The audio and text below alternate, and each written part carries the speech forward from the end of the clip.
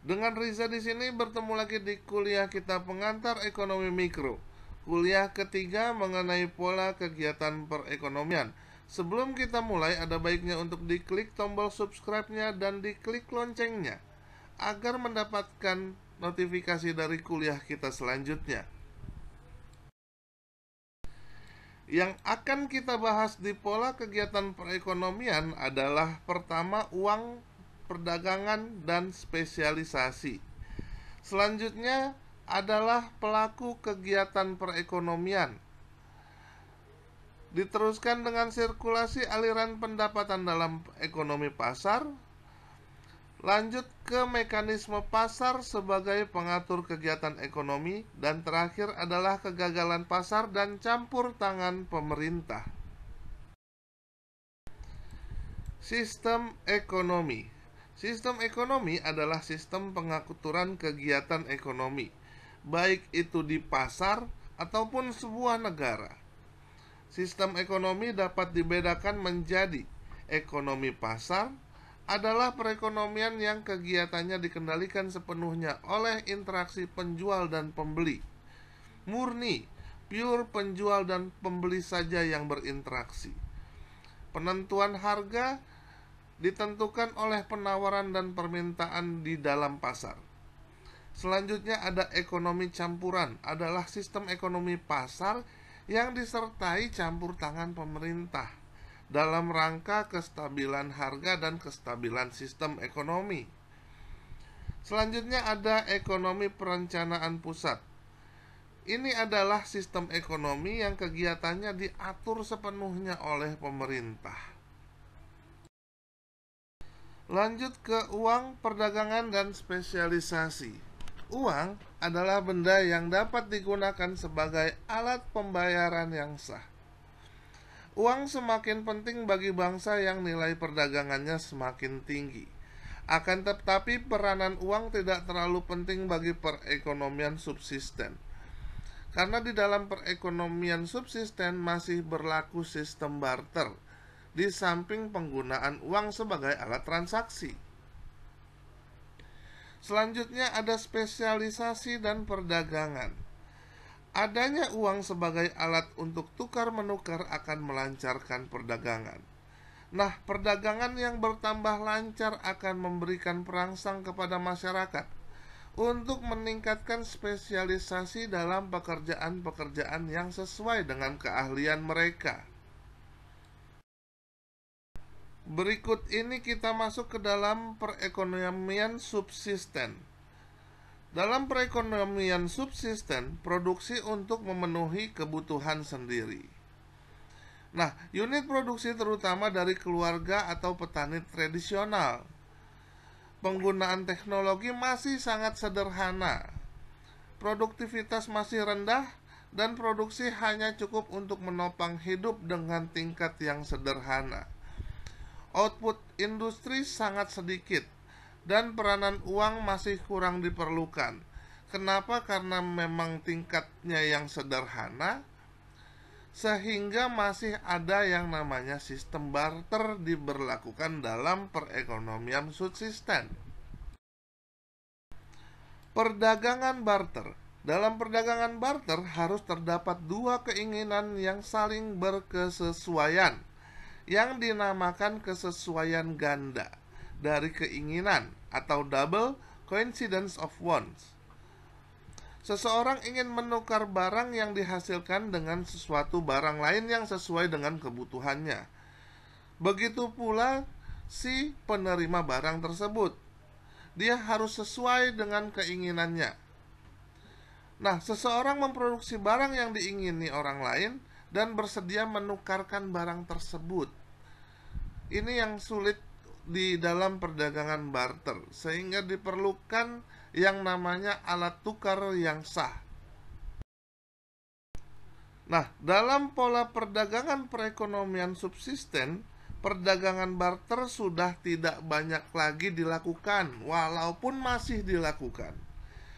Nah, di dalam subsisten juga uang telah digunakan sebagai alat perantara dalam tukar-menukar, tapi belum memegang peranan penting karena masih ada perdagangan barter di situ.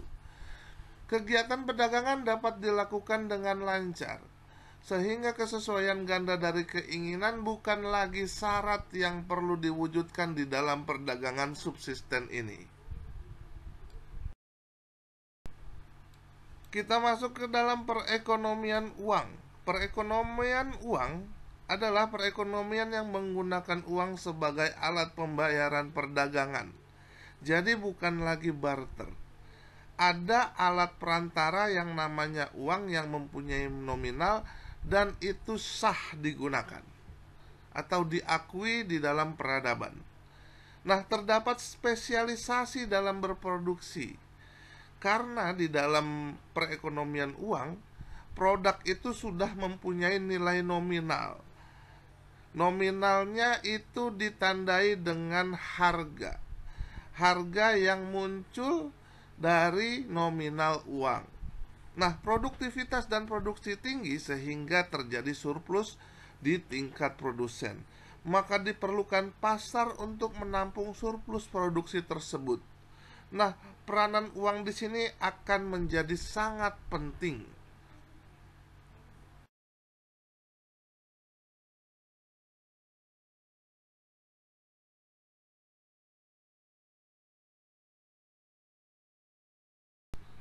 Berikut ini adalah gambar dari spesialisasi.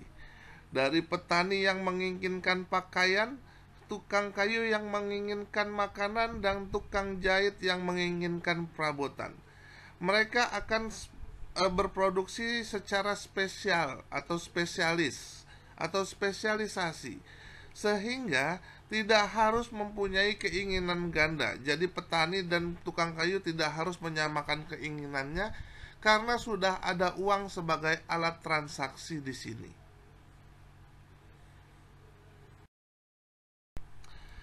Keuntungan spesialisasi itu sendiri adalah yang pertama, mempertinggi efisiensi penggunaan faktor produksi. Jadi penggunaan faktor produksi, material, metode, atau sumber daya alam lainnya, ya, itu bisa lebih efisien karena sesuai dengan spesialisasinya. Mempertinggi efisiensi memproduksi atau proses produksinya. Jadi manajemen operasional di sini sangat diperlukan sehingga bisa mempertinggi efisiensi proses produksinya. Dan yang terakhir adalah mendorong perkembangan teknologi. Nah, dalam memproses produksi agar lebih efisien, maka diciptakanlah mesin-mesin, ya, agar bisa memproduksi massal dan meningkatkan produksinya di dalam spesialisasi ini. Misalnya petani tidak usah menumbuk padi lagi, tapi ada mesin giling padi yang bisa mengupas atau memisahkan padi dari gabahnya. Siapa sih pelaku kegiatan perekonomian? Nah, pelaku kegiatan perekonomian di sini dikategorikan menjadi 3 pelaku kegiatan perekonomian. Yang pertama adalah rumah tangga, yang peranannya adalah konsumsi dan penyuplai sumber daya manusia. Yang kedua adalah perusahaan. Perusahaan itu perannya adalah dalam memproduksi atau produsen. Yang terakhir adalah pemerintah. Kenapa pemerintah masuk atau campur tangan dalam kegiatan perekonomian? Untuk menstabilkan pasar, tingkat harga, dan perekonomian supaya tidak terjadi inflasi, deflasi yang terlalu tinggi.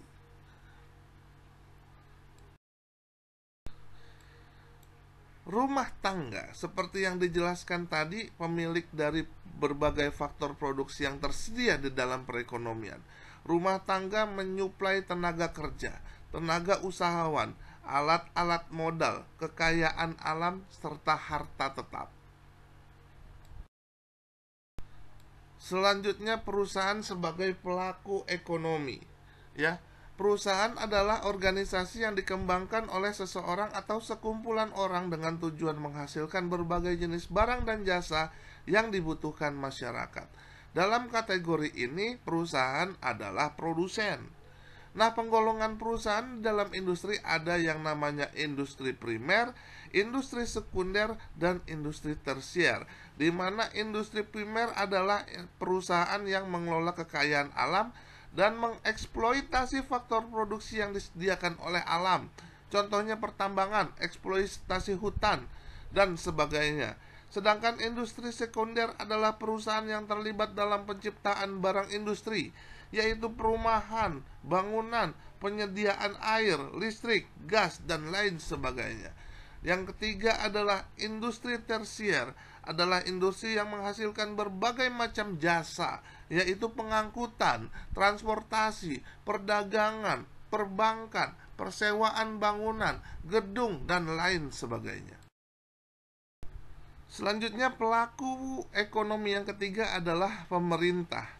Nah, pemerintah di sini dimaksudkan adalah badan-badan yang bertugas untuk mengatur kegiatan ekonomi dan mengawasi kegiatan ekonomi, rumah tangga, dan perusahaan, seperti Departemen dan Kementerian Ekonomi, Badan Pengatur Penanaman Modal, Bank Sentral atau BI, dan sebagainya.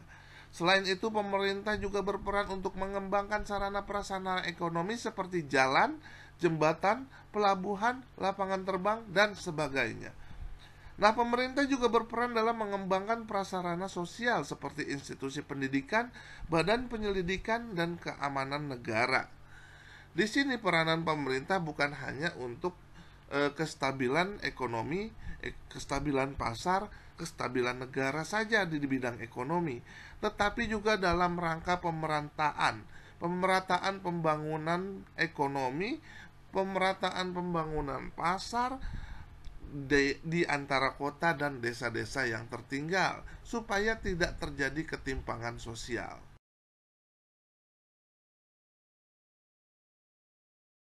Berikut ini adalah gambaran dari sirkulasi aliran pendapatan yang didapatkan perusahaan dan rumah tangga. Rumah tangga itu memberikan apa yang namanya faktor produksi. Nah, yang didapatkan rumah tangga dari perusahaan adalah gaji, bunga, sewa, dan laba. Selanjutnya, perusahaan memproduksi barang dan jasa. Nah, rumah tanggalah yang mengkonsumsi barang dan jasa dari perusahaan dalam rangka pengeluaran dan belanja.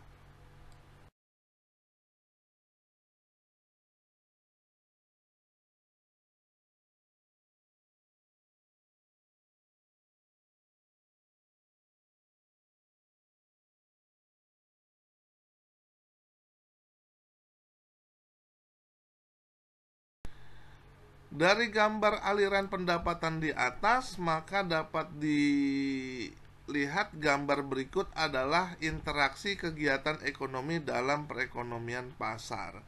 Di dalam perusahaan ada penawaran dan permintaan dari rumah tangga.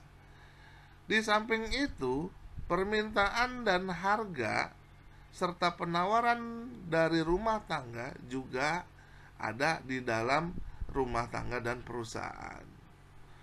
Sehingga ini saling berkolaborasi antara perusahaan dan rumah tangga. Kebaikan mekanisme pasar dalam hal ini adalah pasar bebas, ya. Kebaikan mekanisme pasar. Pasar memberikan informasi yang lebih tepat. Nah, pasar merangsang pengusaha untuk mengembangkan kegiatannya. Pasar juga memberikan perangsang untuk memperoleh keahlian yang lebih modern. Pasar menggalakkan penggunaan barang dan faktor produksi secara efisien serta efektif.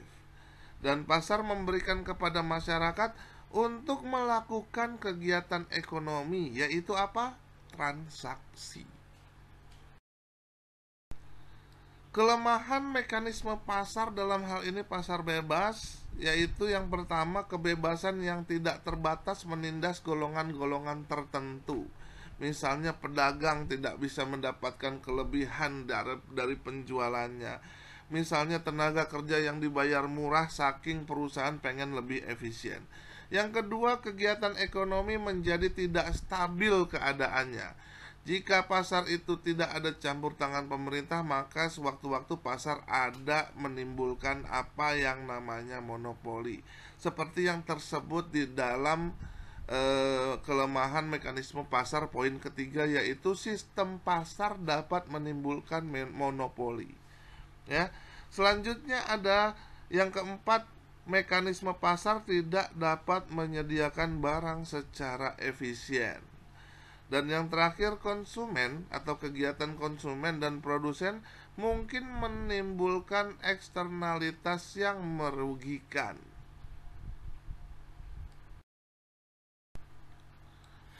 Kegagalan pasar dan campur tangan pemerintah. Maksudnya adalah kegagalan pasar jika pasar itu menjadi tidak stabil, timbul yang namanya monopoli, timbul ketidakstabilan, kerugian eksternalitas atau yang namanya daya saing yang tidak sehat. Maka campur tangan pemerintah diperlukan. Supaya apa? Agar yang pertama menjamin agar kesamaan hak untuk setiap individu tetap terwujud dan penindasan dapat dihindarkan. Menjaga agar perekonomian dapat tumbuh dan mengalami perkembangan yang teratur dan stabil. Mengawasi kegiatan-kegiatan perusahaan agar tidak menjalankan praktek monopoli yang merugikan. Menyediakan sarana dan prasarana bersama, serta mengawasi agar eksternalitas kegiatan ekonomi yang merugikan masyarakat dihindari atau dikurangi masalahnya. Nah, apa saja bentuk campur tangan pemerintah? Yang pertama adalah membuat peraturan-peraturan atau regulator. Pemerintah perannya menjadi regulator seperti yang di dalam BI. Yang kedua, menjalankan kebijakan fiskal dan moneter. Ya, untuk menstabilkan harga agar tidak terjadi inflasi maupun deflasi yang berlebihan. Selanjutnya yang ketiga adalah secara langsung menjalankan kegiatan ekonomi. Terjun langsung jika harga sembako naik signifikan, maka pemerintah harus terjun langsung dengan cara mensubsidi atau menjual beras murah untuk masyarakat. Masalah-masalah pokok di dalam setiap perekonomian adalah barang dan jasa apa yang diproduksi, bagaimana cara memproduksi barang dan jasa, dan untuk siapa barang itu diproduksi. Berikut ini adalah sistem-sistem perekonomian. Yang pertama ada sistem pasar bebas yang biasa disebut dengan laissez-faire, sistem perekonomian campuran, dan sistem ekonomi perencanaan terpusat. Apa itu sistem pasar bebas? Sistem pasar bebas adalah masyarakat bebas menentukan kegiatan ekonominya. Pemerintah sama sekali tidak campur tangan dalam urusan ekonomi. Seluruh sumber daya dikuasai sepenuhnya oleh masyarakat, dan masyarakat bebas menentukan jenis usaha dan pekerjaannya. Selanjutnya, apa itu sistem ekonomi campuran? Sistem ekonomi campuran adalah sistem ekonomi yang dikendalikan dan diawasi oleh pemerintah, tetapi masyarakat masih mempunyai kebebasan untuk menentukan kegiatan ekonomi yang diinginkannya. Selanjutnya adalah sistem ekonomi perencanaan pusat atau perencanaan terpusat. Adalah pemerintah menjawab dan menyelesaikan pertanyaan tentang barang apa dan dalam jumlah berapa yang diproduksi. Ekonomi pasar akan menghasilkan pengangguran dan ketidakadilan. Kegiatan usaha yang dijalankan pemerintah akan berjalan lebih efisien. Jadi, dari hulu sampai hilir dalam kegiatan ekonomi perencanaan pusat, semua dikendalikan oleh pemerintah, dari produksi sampai konsumsi. Quotes for today. Satu-satunya cara melakukan pekerjaan hebat adalah cintai apa yang Anda lakukan. By Steve Jobs, founder of Apple. Selanjutnya seperti biasa ada tugas individu. Nomor 1 adalah apa yang dimaksud dengan sistem perekonomian. Jelaskan. Dan apa saja, ya, jelaskan juga. Yang kedua, ada siapa saja pelaku ekonomi menurut Anda. Jelaskan, ya.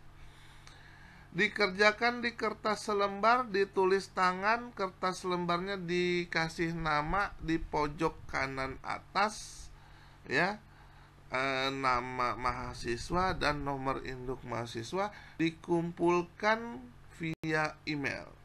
Oke. Sampai di sini dulu kuliah kita pada hari ini. Semoga ini bermanfaat buat kita semua. Keep your spirit to learn more. Please like, share, and comment. Dan jangan lupa untuk diklik tombol subscribe-nya dan dinyalakan loncengnya agar selalu mendapatkan notifikasi dari kuliah-kuliah kita selanjutnya. Terima kasih.